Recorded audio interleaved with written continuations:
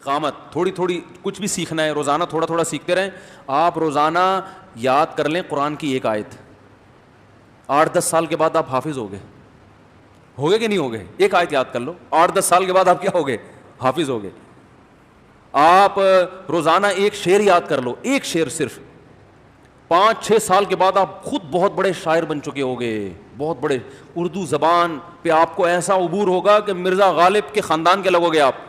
عبداللہ ابن المبارک رحمہ اللہ تعالی بہت بڑے محدث تھے, امام ابو حنیفہ کے شاگرد تھے اور بڑے محدث اور فقیہ, پوری دنیا میں ان کا بڑے احترام سے نام لیا جاتا ہے. تو یہ بہت بڑے ادیب بھی تھے, عربی بلاغت کے نا بڑے شاعر تھے. انہوں نے جہاد پہ بھی نظمیں, یہ جو ہے نا, یا عابد الحرمین لو ابصرتنا لعلمت انک بالعبادۃ تلعب ریح العبیر لکم ونحن عبیرنا رہج السنابک والغبار الاطیب. حرم میں ایک عبادت کیا کرتے تھے فضیل ابن عیاض, وہ ان کے دوست تھے, وہ بڑے عبادت گزار تھے, 24 گھنٹے حرم میں ہی رہتے تھے. اور یہ محاذوں پہ, یہ کہاں رہتے تھے؟ انہوں نے اپنے ٹائم کو نا 3 حصوں میں ڈیوائڈ کیا ہوا تھا. 4 مہینے یہ میدان جنگ میں رہتے, عبداللہ بن مبارک 4 مہینے یہ علم حاصل کرنے میں لگے رہتے تھے, اور 4 مہینے کمانے میں, بزنس. مسلمانوں نے یاد رکھو ملازمتیں نہیں کی ہیں. کماؤ پوت آدمی 4 مہینے لگا سکتا ہے تبلیغ میں یا کہیں بھی؟ ارے جو ملازم ہے, جس کا کام باس کے بارے میں یعنی آپ خود سمجھ لیں, تو وہ تو یس سر جی سر میں لگا رہے گا نا. کیا خیال ہے بھائی؟ تو بزنس, سارے صحابہ تاجر تھے بھائی. اگر ملازمت کی ہے انہوں نے تو ایسوں کی ملازم بنے جن کا کوئی بڑا ویژن ہو. جیسے فوج میں بھرتی ہو گئے تو ان کا تو ویژن بڑا تھا نا کہ بھائی سرحدوں کی حفاظت. یا کوئی ڈاکٹر اگر ملازم ہے تو وہ پھر وہ بھی ٹھیک ہے کیونکہ ویژن بڑا ہے لوگوں کی صحت. لیکن یہ جو دفتروں میں صرف ویژن کیا ہے, شیمپو کی بوتلیں پوری دنیا میں تقسیم کرنا, اس شیمپو کمپنی میں آپ کیا کر رہے ہو؟ یہ کیا ہے بھائی؟ یہ کون سی ملازمت کر رہے ہو؟ تو کرتے رہو, چھوڑو نہیں, ورنہ اس سے بھی جاؤ گے. لیکن ایک مثال دے رہا ہوں, یہ کوئی بلند ذوق نظر نہیں ہے, سمجھ رہے ہو؟ پیپسی کولا میں مینیجر لگا ہوا ہوں میں. ابے تو پیپسی دنیا میں پھیلا کے کیا قوم کی خدمت ہو رہی ہے؟ یہ صرف کمانے کا ذریعہ ہے. تو آپ مینیجر ہو, آپ بھی کما رہے ہو, قوم کی خدمت نہیں ہے, اس سے کوئی بڑا ویژن نہیں ہے. تو دیکھو جاب کرو ایسے آدمی کی جس کا بڑا ویژن ہو, ورنہ اپنا کاروبار, پھر اپنی پیپسی بناؤ, پھر زمزم کولا وہ نہ بناؤ, کچھ اور بناؤ. تو کاروبار کرو, بزنس کرو. صحابہ سارے تاجر تھے, تبھی تو اربوں اربوں روپے کے سرمایوں کے مالک تھے. اور انہیں جو زمینیں لے کے وقف کی ہیں حضرت عثمان نے, آج بھی مدینہ منورہ میں حضرت عثمان کے باغات, حضرت عمر کے باغات موجود ہیں. کتنا بڑا صدقہ جاریہ. یہ باغ بزنس سے انسان خرید سکتا ہے, جاب سے نہیں آتے باغات. جاب سے تو بیچارہ اسی پہ خوش ہوتا ہے, 1 لاکھ روپے مل گئے. آج بیگم, آج تو باس نے مجھے 1.5 لاکھ روپے دیے کیونکہ آج آپ نے مکھن زیادہ لگایا تھا. اگر باس کے سامنے آپ اپنی خودداری کے ساتھ بات کرتے تو وہ 1 لاکھ بھی, کتنا آفیسز میں مکھن گیری چل رہی ہے, ہم نے بھی دنیا کا کچھ ماحول دیکھا ہے. باس کے سامنے یسر یسر باہر نکل کے اسی کو گالیاں دے رہے ہوں گے. تو صحابہ تاجر تھے. عبداللہ ابن مبارک رحمہ اللہ, ہم تو جتنے صحابہ کو تابعین, امام ابو حنیفہ تاجر تھے بھائی, جہاز چلتے تھے ان کے سمندر میں, تبھی تو بے فکر ہو کے پھر دین کا کام کیا ہے کہ معاش سے کیا ہو گئے, بے فکر. امام ابو حنیفہ کے سب سے قریب ترین شاگرد ہیں امام ابو یوسف, جن کے خلاف انجینئر نے بہت بکواس کی ہے. جتنے بھی ہمارے بڑے بڑے اسلاف ہیں نا جن کو پوری دنیا مانتی ہے, اس نے سب کو مشکوک کر دیا ہے. تو امام ابو یوسف رحمہ اللہ تھے غریب, لیکن تھے بڑے باصلاحیت. میں تجارت کا فائدہ بتا رہا ہوں, تجارت کا. امام ابو یوسف تھے غریب خاندان کے, اور ان کی والدہ اور ان کے خاندان کے لوگ بےچارے کپڑے دھو دھو کے جو ہے نا کمایا کرتے تھے. تو ان کی والدہ نے انہیں کسی دھوبی کے ساتھ بٹھا دیا, ٹھیک ہے نا, کہ اس کے ساتھ کیا کیا کرو, کپڑے دھویا کرو. یہ تھے بڑے ذہین. تو امام ابو حنیفہ کی مجلس میں جب گئے, علم پڑھا ان سے, اور پھر استاذ اور شاگرد کا مکالمہ ہوا, تو امام ابو حنیفہ کو اندازہ ہو گیا کہ یہ مینٹل اپروچ ان کی بہت اونچی ہے اور یہ بہت کام کر سکتے ہیں دنیا میں. اب جب امام حنیفہ کے پاس آ کے بیٹھنا شروع کیا تو ان کی ماں کو پریشانی, گھر میں کما کے کھلائے گا کون ہے بھائی, کما کے کھلائے گا کون. تو امام حنیفہ کے پاس آئیں, کہنے لگی بھائی میرا بچہ مجھے حوالے کرو, اس کو مولوی بنا رہے ہو, ہم نے کمانا بھی ہے, اس کو میں نے لگایا تھا وہاں, یعقوب نام تھا آپ کا. تو امام ابو حنیفہ نے بتایا اس بچے کو میرے پاس چھوڑ دو, اس کو میں روغن پستہ میں فالودہ کھانے کا ہنر سکھا رہا ہوں. اس زمانے کی بادشاہوں کی ڈش ہوتی تھی, پستے کے تیل میں نا روغن میں فالودہ بادشاہ لوگ کھائے کرتے تھے. کہہ رہا میں ایسا ہنر سکھا رہا ہوں, کل یہ روغن پستہ میں, بولو بھائی, فالودہ. امام ابو یوسف نے یہ واقعہ پتہ ہے کب سنایا؟ کہ بادشاہ نے ان کو بلایا تھا اور بادشاہ نے کہا آج میں وہ ڈش کھلاؤں گا جو ہماری شاہی ڈش ہے, اور روغن پستہ میں فالودہ بنا کے بادشاہ نے آپ کے سامنے رکھا. سمجھ رہے ہو نا, علم کی وجہ سے ترقی ملی تھی ان کو. جب علم ہوتا, کوئی صلاحیت ہوتی ہے تو انسان کی اپروچ اوپر تک بھی پہنچتی ہے نا بھائی. اس زمانے میں تو حکومت کی ضرورت تھی نا, علماء بھی, ڈاکٹر بھی, جیسے آج بھی جتنے بڑے لوگ ہیں حکومت خود ان کو بلاتی ہے. تو اتنا علم تھا کہ لوگ آپ کی اتنا سنتے تھے کہ بادشاہ خود آپ کا محتاج ہو گیا تھا. تو ایک دن بادشاہ نے بلا کے آپ کی دعوت کی.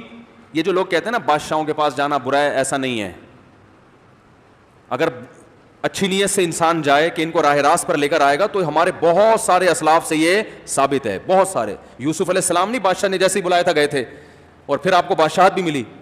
تو بادشاہ نے کہا ایسی ڈش کھلاؤں گا بڑی خاندانی, ٹھیک ہے نا, جو ہم لوگ کھایا کرتے ہیں.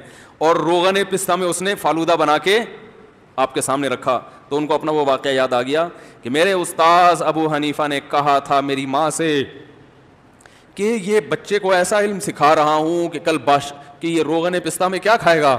امام حنیفہ نے بھی دیکھو کیسا اشارہ دیا نا, اشارہ دے دیا. تو وہ کیا تھا, وہ ساری کفالت امام حنیفہ نے اپنے ذمہ لے لی کہ بھائی معاش سے بے فکر کر دیا کہ میں اس کا خرچہ کون اٹھائے گا.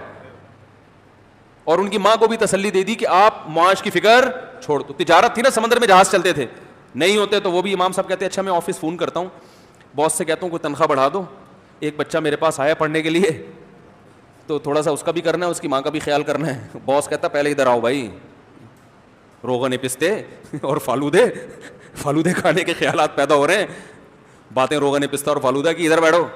وہ آیا ہوا ہے, ٹھیک ہے نا, کسٹمر آیا ہوا ہے, پہلے اس سے ڈیل کرو جا کے. وہ نہ خود ابو حنیفہ بنتے اور نہ امام ابو یوسف بنتے. ہمارے فرمایا کرتے امام ابو یوسف اگر وہی دھوبی گھاٹ پہ ہی جاتے رہتے تو ابو یوسف نہ ہوتے, یعقوب ہوتے. پھر لوگ کہتے او یعقوبہ حضرت, تو پھر نقل اتارتے تھے, ایسے بلاتے او یعقوب ادھر آ. تو ابو حنیفہ نے کیا بنا دیا ان کو. پھر انہی کے شاگردوں میں امام محمد, جو امام حنیفہ کے بھی شاگرد ہیں, اور امام ابو یوسف سے بھی انہوں نے بہت کچھ علم حاصل کیا. پھر امام محمد کے شاگرد امام شافعی. امام شافعی کہتے ہیں کہ اگر محمد نہ ہوتے, امام محمد جو ابو حنیفہ کے شاگرد ہیں, کنت کسائر الناس, ایک عام آدمی ہوتا. تو امام ابو حنیفہ کا امام شافعی پر بھی احسان ہے. امام شافعی کو شافعی بنانے والے کون ہیں؟ ابو حنیفہ, اس لیے کہ انہوں نے امام محمد کو تیار کیا, اور امام محمد نے کس کو؟ امام شافعی. وہ کہتے ہیں میں نے اونٹ کا بوجھ ہے نا, اتنی کتابیں میں نے امام محمد سے پڑھی ہیں. اتنی کتابیں میں نے کس سے پڑھی ہیں؟ امام شافعی کہتے ہیں امام محمد سے. اور کہتے ہیں میں نے بھاری جسم والوں میں امام محمد جیسا ذہین نہیں دیکھا, ورنہ تو موٹے جسم کے لوگ اکثر کن ذہن ہوتے ہیں نا, باریک پھرتیلے ہوتے ہیں. کہتے ہیں میں نے بھاری جسم والوں میں ان سے زیادہ ذہین نہیں دیکھا.